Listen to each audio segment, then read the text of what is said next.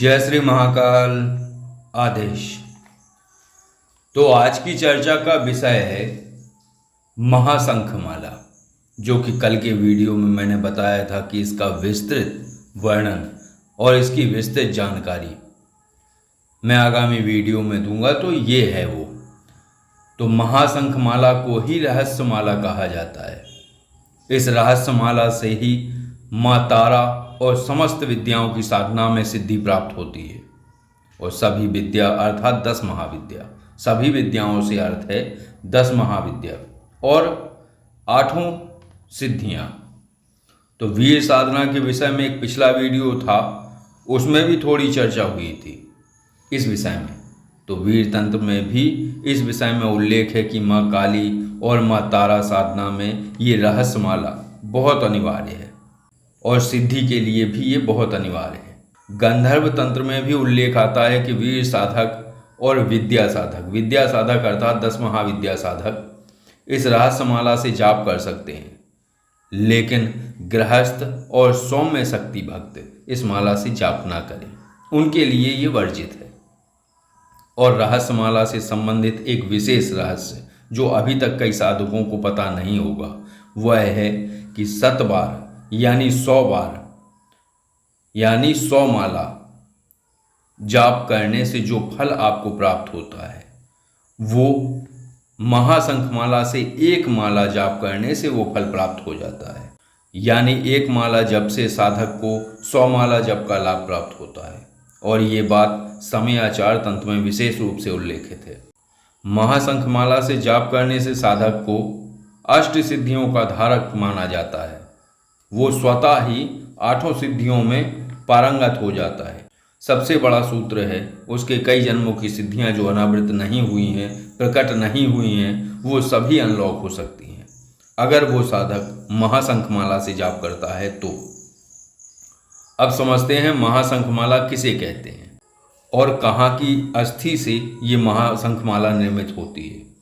तो वो है कान से लेकर आँख तक के मध्य की जो अस्थि है, वो महाशंख अस्थि बोली जाती है। उसी को महाशंख अस्थि कहा गया है।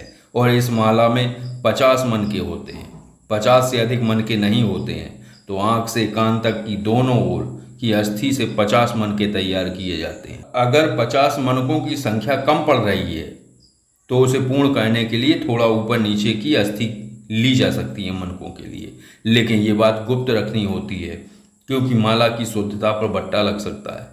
बनाने वाले को जितने भी छूट दी जाए वो उसमें उतनी मिलावट कर सकता है, इसलिए उसे ये बातें नहीं बताई जाती हैं कि कहीं की भी और ऊपर नीचे की अस्थि आप ले सकते हो।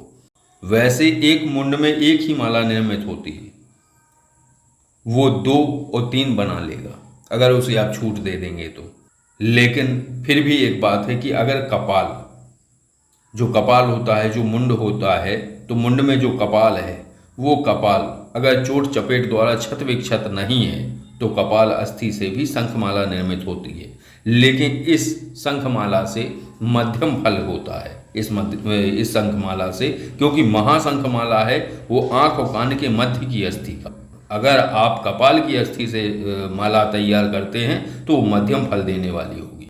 अब ध्यान देने वाली बात है कि जिसका मुंड लिया जा रहा है उसकी मृत्यु पूर्ण आयु से ना हुई हो, वो वज्राघात से मरा हो, ऐसा बताया जाता है तंत्र शास्त्र में। उसकी मृत्यु सर्प द्वारा डसने से हुई हो, जल में डूबकर हुई हो, जंगली पशु द्वारा हुई हो, लड़ाई या झगड़े में वो मारा गया हो या युद्ध में मारा गया हो, ऐसे मृत व्यक्ति के मुंड से महाशंखमाला निर्मित की जाए तो उत्तम रहती है। और वीर साधना हेतु जो शंखमाला निर्मित की जाती है और जो शव आसन के लिए प्रयुक्त किया जाता है, वो सर्वथा कौन से ऐसे हैं जो त्याज्य रहते हैं, जिन्हें नहीं लिया जाना चाहिए।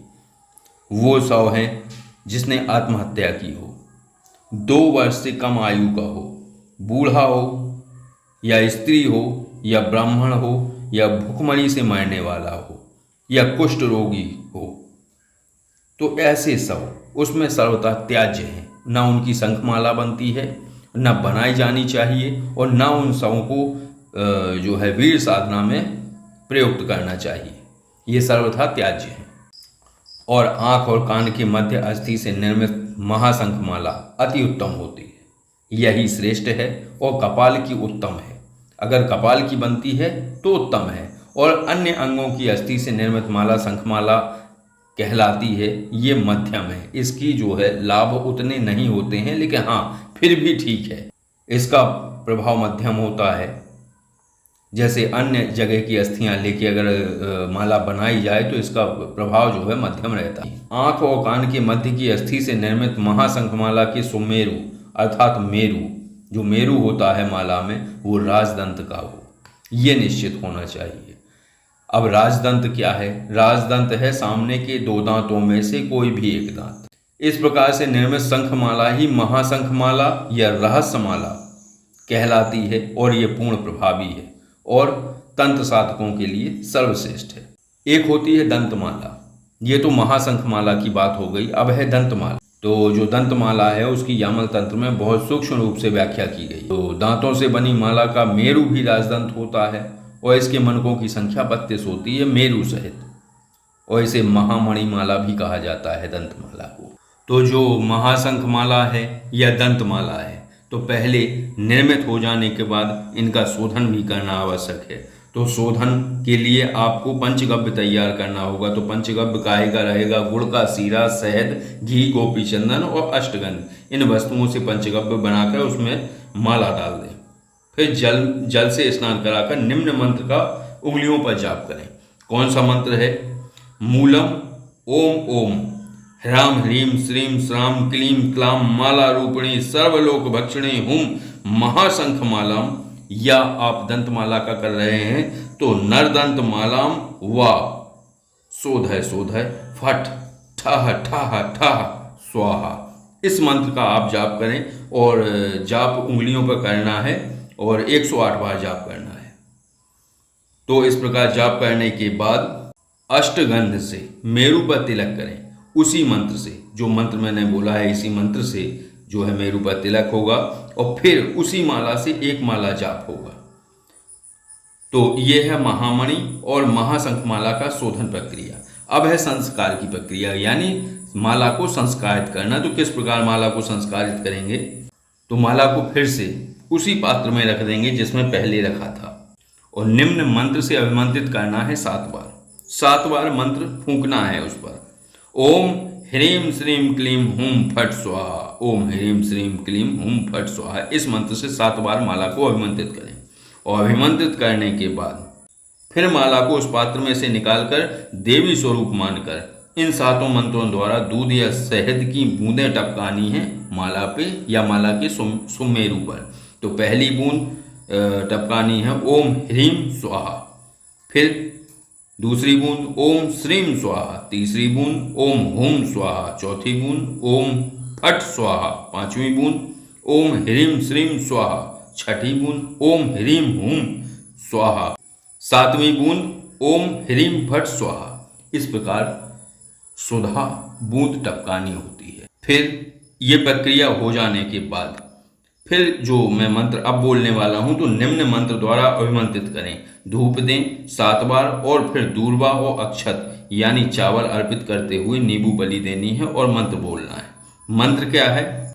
ओम ह्रीम श्रीम महावज्रिणी महाघोर रूपे कल्कस महास्थि मंडले प्रविशे सर्व सिद्धिम प्रयच्छ, ओम हुम श्रीम ह्रीम स्वाहा, ओम महाकपालिनी महाघोर रूपे स्वाहा, ओम ह्रीम श्रीम हुम फट स्वाहा।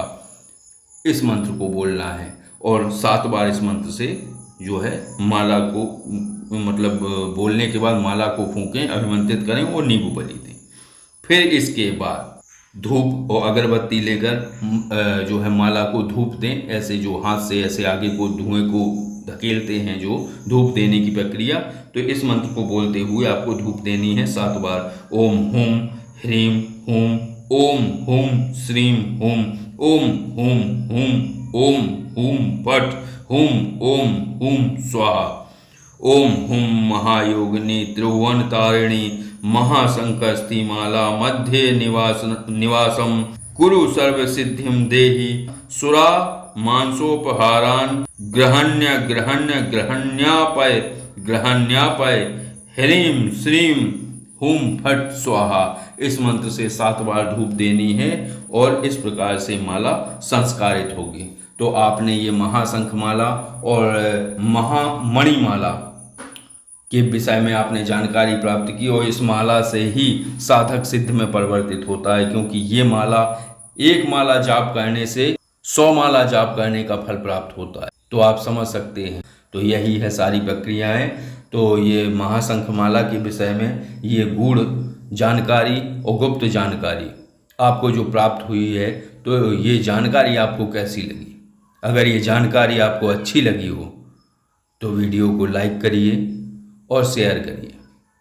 और अगर आप किसी आध्यात्मिक या पारलौकिक विषय पर जानकारी चाहते हैं तो आप कॉल मी 4 ऐप के माध्यम से कॉल कर सकते हैं।